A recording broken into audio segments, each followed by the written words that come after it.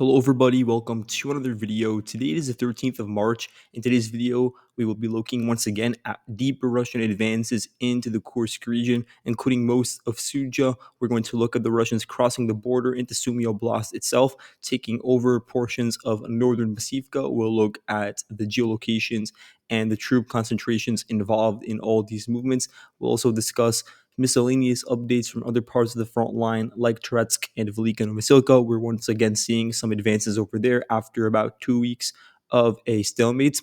We're also going to look at the replacement of a Ukrainian commander that was in charge of Operational Command in North, and that is the grouping that was involved with that entire Kursk operation from a Ukrainian perspective. So that commander was relieved of his duties on March 7th. So we'll look at that story. We'll also discuss Putin visiting the command headquarters in the Kursk region and some of his remarks about Sumy and upcoming operations over there in the future. So this is going to be a really interesting video as we get into this. We'll also discuss some of the topography associated with Sumy Oblast. Let's just begin by looking at some of the recent updates from the front line. We're going to begin with Suja because over here we have reports that are universally being disclosed by Ukrainian, Russian sources alike, and there's also video footage of all of this. The Russian forces have been able to advance further south of Lebedivka and of Kazachaya Loknaya and have taken over large swaths of open fields in this case, largely doing so through open fields and not even just on paved roads. There are a couple of roads over here and routes that the Russians are advancing along, and those ones are either being filmed via drones throughout the day or are being filmed on the ground. And Russian news reporters are actually coming pretty close to the front line to show some of the wreckage. So we're beginning to see more and more of those destroyed vehicles that weren't retrieved by the Ukrainian side during the final days of their withdrawal. So now we're going to see a lot of exposure to such tanks, BMPs, and other vehicles that were utilized during the course of the operation. When it comes to the Russian advance over the past 24 hours, we can say that along a pretty broad width of the front line, it's been around 2.3 kilometers from north to south, and then in some areas it may be even deeper. For instance, over here, the Russian advance in a westward direction amounts to 3.2 kilometers, and this is through an area that is largely consisting of ponds and floodplains and a couple of populated areas like Knizhi, this village over here, Knyazi, and there are a couple of similarly named villages that are just north of Suja. So now the Russian forces are taking over control of a lot of these territories that are north of the highway that is located near Suja, and then actually crossing over the river over here, the Reka Suja River, into the town itself, taking over the town center as was filmed on video. We have that over here, I believe. I'm going to keep on clicking. Not this one, but there was a geolocation here from March 12th of the 11th VDV Brigade and the 2nd Spetsnaz Brigade as they raised their flag atop the Suja administration building. There was a similar video from the same location in the town center of like 4 flags being raised adjacent to one another, including the Wagner flag and the VDV flag and the Russian imperial flag. So that just gives us further proof that the Russians are walking here out in the open, meaning they are not afraid of small arms fire contacting them, as Ukrainian forces, for the most part, have withdrawn. Most of the elite forces, like the 47th Mechanized Brigade, have been long gone for a couple of days now. As early as March 9th, they had withdrawn from the territory of Kursk Oblast itself, although there do still remain Ukrainian small squads operating in the westernmost parts of Suja, including near the Zaloshenka suburb and also Goncharovka. So that's why the marking is still considered blue over here. This is something reported on by all sources universally, and there's also no proof of the Russians stepping foot over here yet.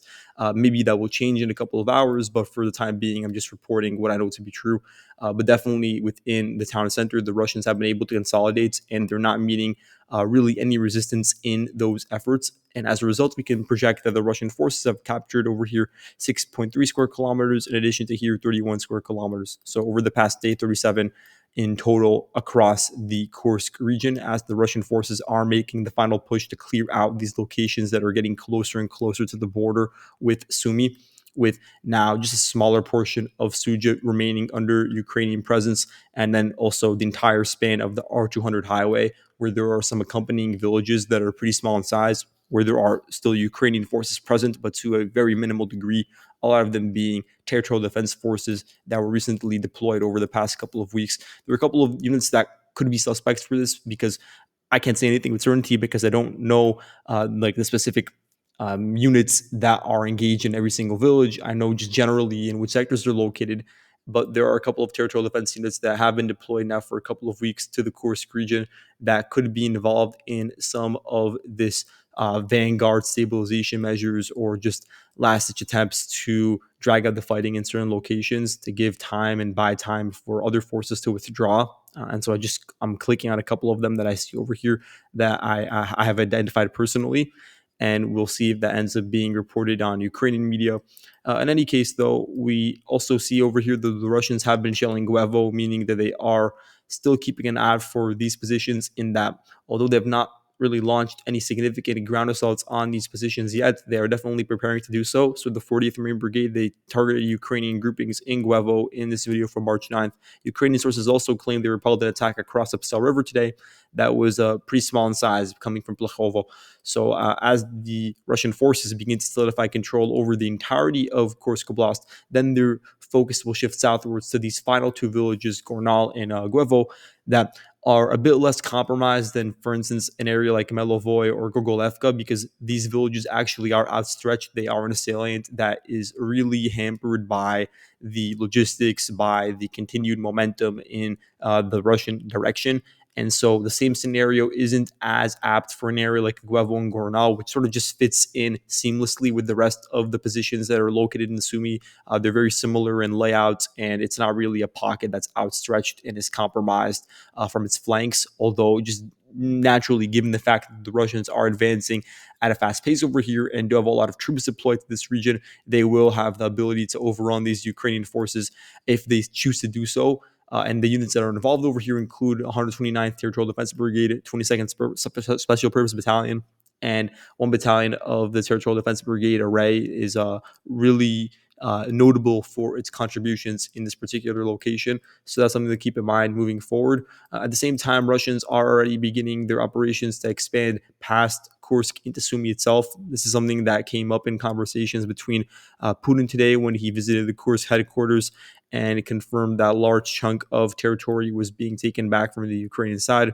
He talked about the fact that there needed to be some sort of security zone within the Sumy Oblast itself. He proposed that when talking with Chief of Staff Gerasimov, and there were a couple of other interesting figures present in that meeting. You had Alexander Lapin. He currently serves as the commander of the Leningrad military district, so he does play a big role in a lot of the strategic planning and then carrying out these sort of tasks. There was Sergei Rudoskoy. He's director of the main operations directorate, so again, really important when it comes to operational planning and execution. And there was also the former commander of the Western Military District. I say former because the entire district was redesigned and destroyed last year. It was February last year when it was destroyed and then scrapped and replaced by the Leningrad Military District and a couple of other formations. So I actually don't know what this commander does right now. I know that he has a high-ranking title. His name is Yevgeny Nikiforov, but I don't know if he has an official position right now. But he was definitely a part of those discussions, and he was talking to Putin and Gerasimov. So we'll see what sort of significance that all had. But we can see, based on the actions on the ground, the Russian forces are not stopping at the arbitrary border, the arbitrary international border. They are actually beginning to push pretty deep into Ukrainian territory in Suja. And this would have several uses. First of all, it would prevent the Ukrainians from ever being able to access the border with Russia and attacking back into those locations that they used to open up the offensive in August of last year. It would also give the Russians an opportunity to get a foothold in Sumy for the first time, which could be used as a sanitation zone on the one hand. It could be used as a future base of operation to attack deeper, especially on some of the higher elevated areas that begin to overlook the valleys on which Sumy itself, the city of Sumy, is located, along with all of the roads leading into it.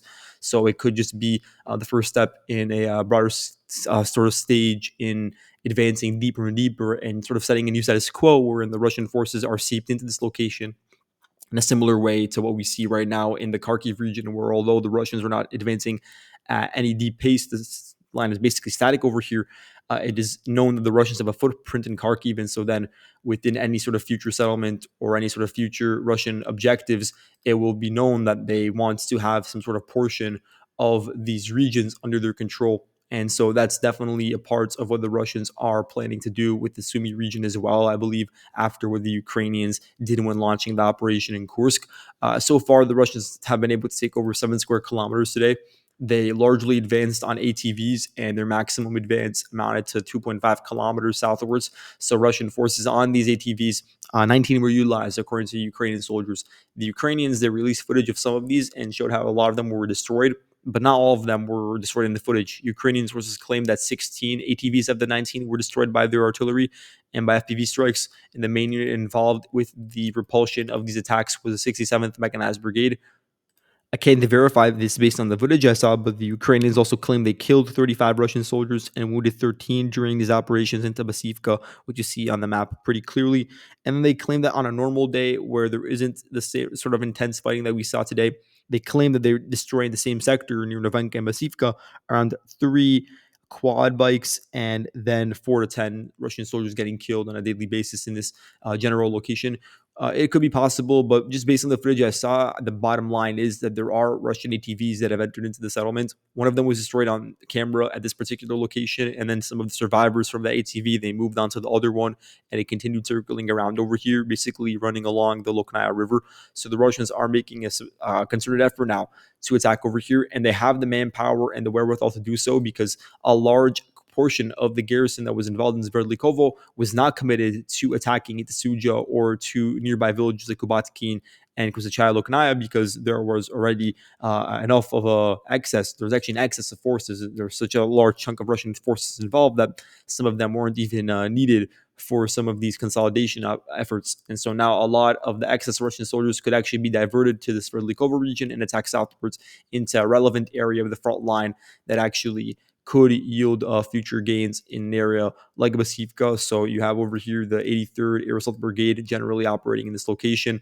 They've also consistently posted footage of their FPV strikes targeting retreating Ukrainian vehicles, both military and private vehicles being utilized by the Ukrainians either to withdraw from Kursk or to move around within Sumy itself into areas like Unakivka. Unakivka is no longer a rear base. It is actually very close to the front line at this point, and it means that it's very dangerous for the Ukrainians to operate over here. It's only 7.5 kilometers away from the front line, so it's getting exposed to a lot of FPV drones on a daily basis. Now it's already beginning to receive strikes from those fiber optic FPV drones and thermal drones during the nighttime. So it's under increasingly heavy bombardment, meaning it can't be used as this sort of open organization point by the Ukrainians. And it's definitely an objective of the Russians to get control over here so they have full projection over the local roads, because there are not many roads over here. The logistics in Sumy are very poor. It's very difficult to connect from settlement to settlement. And even just in terms of the layout of the settlements, they're very spread out. So difficult to traverse open areas and then cross through forested locations as well. So it's important to get control over whatever roads there are at either side's disposal. And that includes getting control over Unikivka, which is bisected by one of those highways, the R200. And so that's a part of Russia's thinking over here. The Russians are advancing largely through a ridge that is sandwiched in between two valleys. You can see that over here, these two parallel red lines, they're on the ridges that the Russians are attacking through. To the west, you have this populated region of Zhirovka and the chain of villages running along a river valley all the way to Novosich. It's on low elevation. And same thing with Novenka and Basivka all the way to Yunikivka. It's on pretty low elevation. So the Russians created a wedge between these two populated areas and are now overlooking both of them, giving them, dominance and overlooking all of those locations, firing towards them, and then being able to advance on foot. That's what we're beginning to see. And so, just more generally, when it comes to the Sumy region, this is going to be pretty general. So there are exceptions to this rule, but you have this really large chunk of territory that is essentially running along the border. And I'll just erase this and make this as accurate as possible. It sort of seeps into Russian territory, but it's larger than the Ukrainian side of the border. And I'm just going over it here right now. There's just this massive ridge. You can see that I have the perimeter drawn over here, and the border for it would be, first of all, an international border with Russia to a certain degree, but then also the forested region north of Sumy.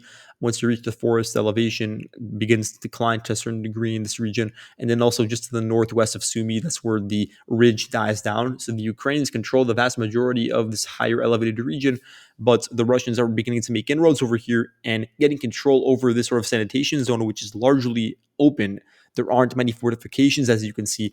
It would be perfect for the Russian side. They would be able to dominate some of the entrances into Sumy that we see marked with red over here that I'm sort of going over, they would be able to overlook all of the movement within the city itself and the suburbs, and of course, all the trenches on its perimeter. So it would be the perfect position for them to get control over an extended period of time, and not just over here, but also to the east of Sumy, because you also have really high elevated regions located to the east of the city that really have not been affected much by the war at this point. Neither the Russians or Ukrainians have opened up fronts over here, but that could change because of the way in which this location is positioned. It's an area that lacks a lot of roads, and there basically are zero fortifications or Ukrainian deployments over here. But the Russian forces do, of course, have an access. As we said, they have 70,000 forces, men located within the Kursk region. Maybe the Russians would want to now shuffle some of them back to Chasiv Yar or to Pokrovsk. I'm not exactly sure if they want to reunite some of the VDV or Marine brigades that were split apart. If they don't, though, then this would be a perfect area to redirect those forces to continue with offensive activities. It would begin to isolate the Ukrainian forces that are currently located in this area northeast of Sumy, and then it would provide an eastern flank to directly overlook the city of Sumy itself from another location. And that would also just play a role in further degrading Ukraine's positions over here. But again, we're talking about long term possibilities, and I have not seen any indication of the Russians going for this. I'm just proposing it as an option that's possible out in the ether. So keep that in mind. And I actually do think that it's scandalous that the Ukrainians did not build any stronger defenses when you think about it. Because look at this. They only have the perimeter of the city and it's only one layer. You could compare that to the defenses built around Pokrovsk, for instance, that are just massive and are multifaceted. There were so many layers built. And even the city of Pokrovsk has certain issues with its trenches that I've talked about previously. I talked about the gaps in it, but those sort of just pale in comparison to the sort of issues that you see around the Sumy region. And the Ukrainians had 8 months of anticipation for this moment when they would eventually lose Kursk, because that was evidence. Everybody that was watching from the beginning that they would lose it at some point. Of course, the Ukrainians should have prepared for that scenario, even if they hoped it would not happen. And we could see, based on the results of the topographic, or not topographic, but just satellite imagery that analyzed the digging of obstacles, anti-tank ditches, dugouts, trenches, that it's just little to none from the Ukrainian side. And you would expect them to build some near the border, to have several layers near highways, for instance, near local villages that are important to get control over. But we just don't see that. Maybe I'm missing something. Maybe I need to look better at satellite imagery. But this was compiled by Playfra. Of course, I always link his account in the description because he does a great job with mapping these trenches.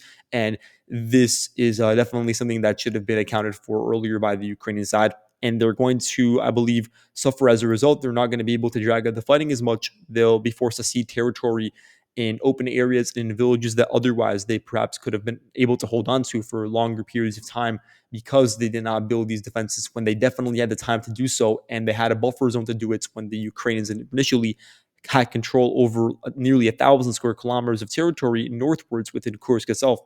But at this point, that's just looking into the past. There's not much they can do about it.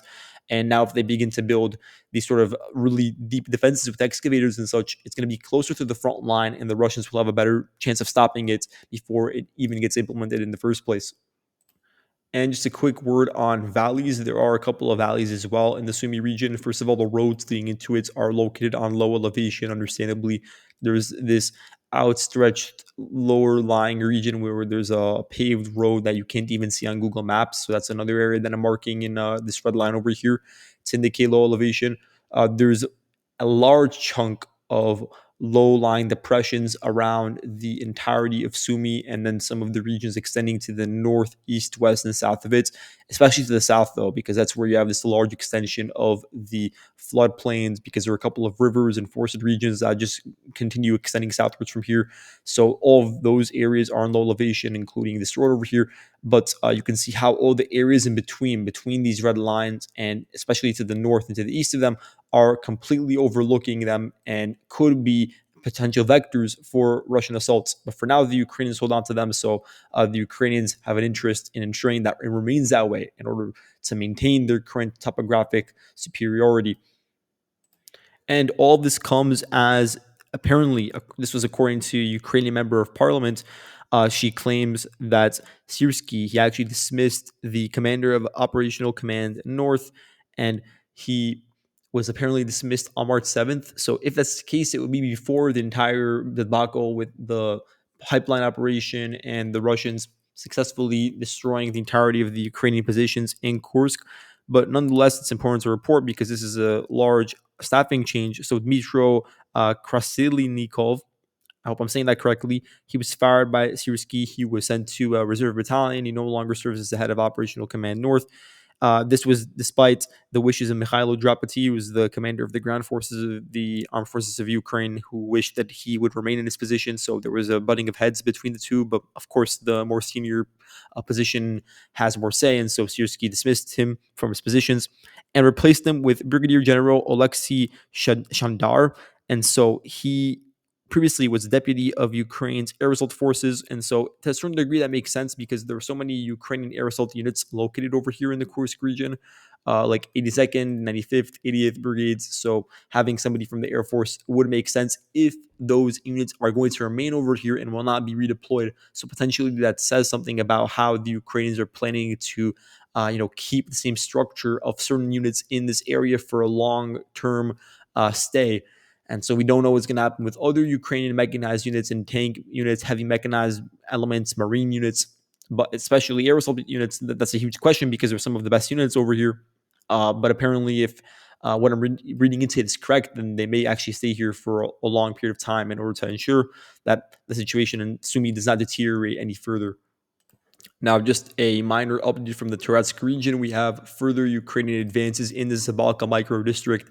Here you can see nearly 12 hectares of territory being taken back throughout the western part of Zabalka. You could see this is a video from the 103rd Motorized Rifle Regiment of the Russian Armed Forces.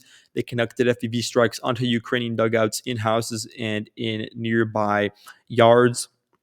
This is actually in a local school, school number 7 in Zabalka. And so that's further proof of the Ukrainians infiltrating into Turetsk once again. So that is just important to note as we move forward. And then the other interesting update is from Yasnove, just south of the Russian forces capturing 4.1 square kilometers of territory just in an open field region. And you can see how there is this outstretched pocket that is consisting entirely of open fields. It's not really well fortified, and there are a couple of tree lines and gullies. It's just a matter of the Russians lacking the motivation to attack over here. We haven't even seen attempts by them to try to close the pocket for now because the main focus of the Russian garrison that is active around here, and a lot of units are not active. They're actually in operational pauses and they're not really engaged in offensive activity. The ones that are engaged in heavy clashes with 72nd Mechanized Brigade in Zaporizhia and then Preobrazhenka. And then other ones to the south are more so engaged with consolidating control over Konstantinopil and with the new line towards Bakhatir and Oleksivka. So that's sort of an explanation for why this is the case. And then lastly, you can see over here in the Velika Novosilka sector, Russian forces taking over the village of Dnipro and Nehirio. So this is just to the north of the Mokriali River. It amounts to nearly 3 square kilometers of territory captured. And this is important because for a while, the Ukrainians were able to directly stabilize the line that is running along the river and along sort of the adjacent villages. Now that's beginning to change once again. Russia is continuing to ensure that it maintains the initiative over here, and they're getting very close to the line of trenches that you see on the map over here that protects Vesele, Fedorivka, and then, of course, Kamar itself, and more broadly, all of the villages that are on the border between Donetsk and Dnipro, and then also Zaporozhye a bit to the west. So the Russians are getting very close to that line of defenses. And you could see that based on this geolocation of 1 square kilometer of territory being captured basically near the 0509 road. So that's something to keep in mind. These two vectors will eventually unite, and then Vesele will be the next on the chopping block. And it could be attacked from the east of the river, from the eastern bank, and also from the south at the same time. So you could see an attack in unison.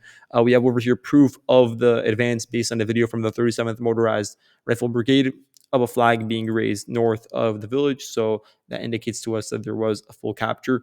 And so we'll definitely keep an eye out for this front. Thank you all so much for watching the video. And I'll see you guys in the next upload. Goodbye.